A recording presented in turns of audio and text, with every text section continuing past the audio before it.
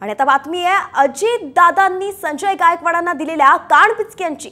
वाचाळवीरांनी भाषेची मर्यादा पाळावी, महायुती आणि घटक पक्षांना अडचणीत आणण्याचं काम करू नये असा इशाराच अजित पवारांनी अप्रत्यक्षपणे संजय गायकवाडांना दिलाय।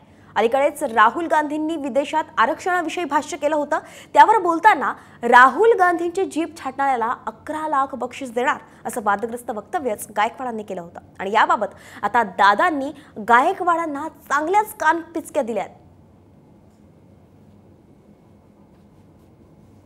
कुठल्याही सत्ताधारी असो, विरोधी असो किंवा आणखी कुणी असो, वाचाळवीरांनी थोडंसं आपले त्या ठिकाणी मर्यादा पाळाव्या। आपण शिवशाहू फुले आंबेडकरांच्या महाराष्ट्रात राहतो।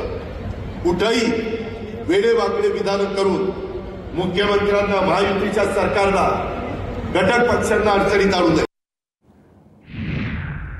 पुढची बातमी राज ठाकरेंच्या सभेबाबतली। पुतळ्याविरोधात आता काकांनी दंड ठोपटलेत। परळीत आज राज ठाकरेंची 21 सप्टेंबरला सभा होणार आहे।